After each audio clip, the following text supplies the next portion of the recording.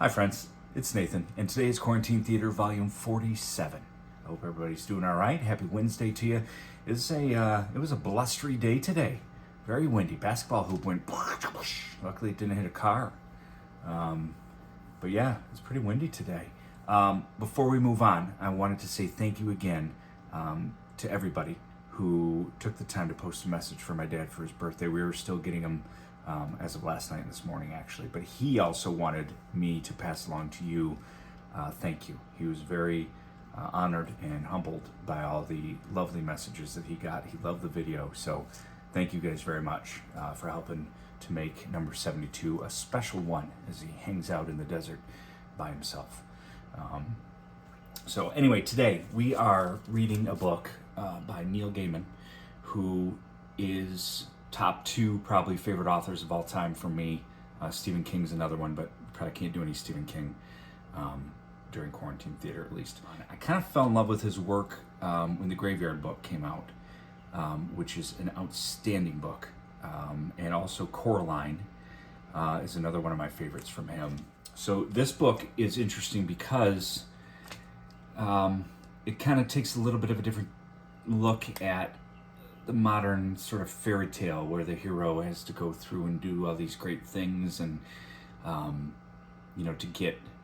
to save the princess or to find the treasure, or it doesn't really touch on any of that. Like, you don't really know why the main character in this book is on the journey. These are just the notes from somebody on how to do the journey successfully. So these are the instructions. So it's not going to be like a clear beginning and end. It's just a book that really kind of makes you think, and I like stuff like that. Like I said, he's one of the reasons I wanted to become an author. I'm actually very jealous of him because the things that come from his brain and just spill out onto pages are amazing.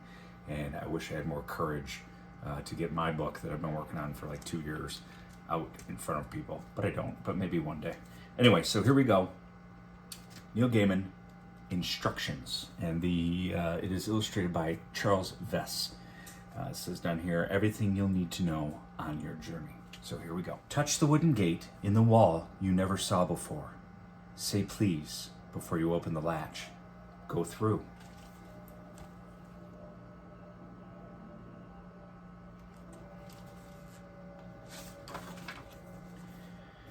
Walk down the path.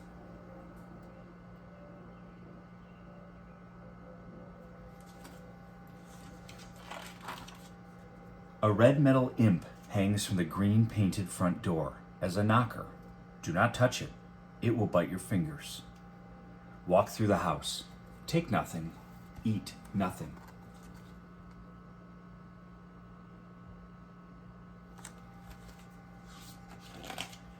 However, if any creature tells you that it hungers, feed it. If it tells you that it is dirty, clean it. If it cries to you that it hurts, if you can, ease its pain. From the back garden, you will be able to see the wild wood.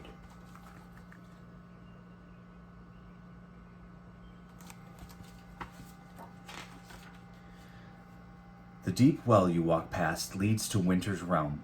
There is another land at the bottom of it. If you turn around here, you can walk back safely. You will lose no face. I will think no less of you.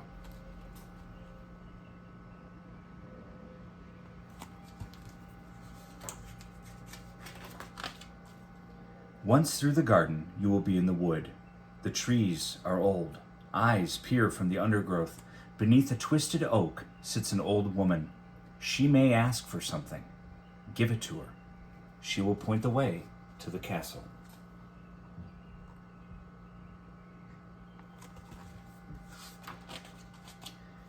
Inside it are 3 princesses.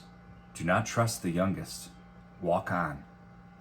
In the clearing beyond the castle, the 12 months sit about a fire, warming their feet, exchanging tales.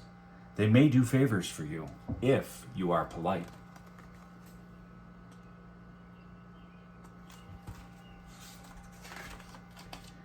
You may pick strawberries in December's frost. Trust the wolves, but do not tell them where you are going. The river can be crossed by the ferry. The ferryman will take you. The answer to his question is this: if he hands the oar to his passenger, he will be free to leave the boat. Only tell him this from a safe distance.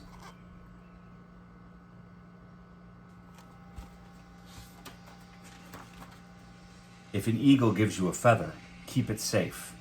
Remember that giants sleep too soundly, that witches are often betrayed by their appetites. Dragons have one soft spot, somewhere, always. Hearts can be well hidden, and you betray them with your tongue.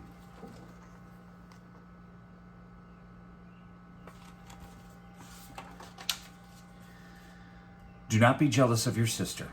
Know that diamonds and roses are as uncomfortable when they tumble from one's lips as toads and frogs. Colder, too, and sharper, and they cut.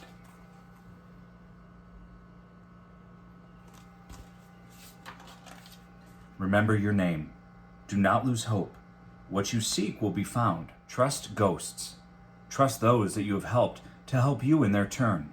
Trust dreams. Trust your heart, and trust your story.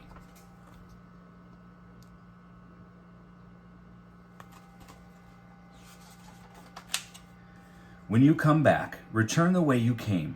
Favors will be returned. Debts will be repaid. Do not forget your manners. Do not look back.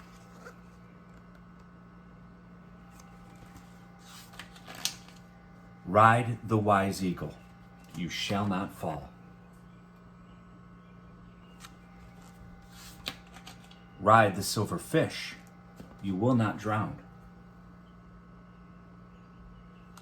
Ride the gray wolf. Hold tightly to his fur. There is a worm at the heart of the tower. That is why it will not stand. When you reach the little house, the place your journey started, you will recognize it, although it will seem much smaller than you remember. Walk up the path and through the garden gate you never saw before but once.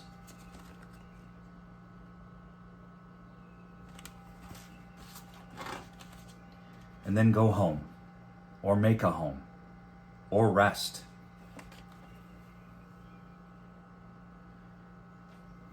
So there you go, Instructions by Neil Gaiman, illustrated by Charles Vess. I've read this about 10 times, and there's still parts of it where I'm like, wow, what does that mean? Is there some deeper meaning? Is there some... And I don't know if it's supposed to be like that. I think, for me, it just makes me want to create my own instructions for my own world, and for you to be able to get through my world. So maybe that's something fun you could do, is make up instructions of how somebody, a brave hero could survive in your world. I hope you guys have a wonderful night, and I hope you're doing well, and I hope you hug your families, and I hope we talk soon. I hope I get to see you soon, too. Have a good night. Be safe. Sweet dreams. Oh, and happy birthday going out to Alex. I think she's 9 today. Happy birthday.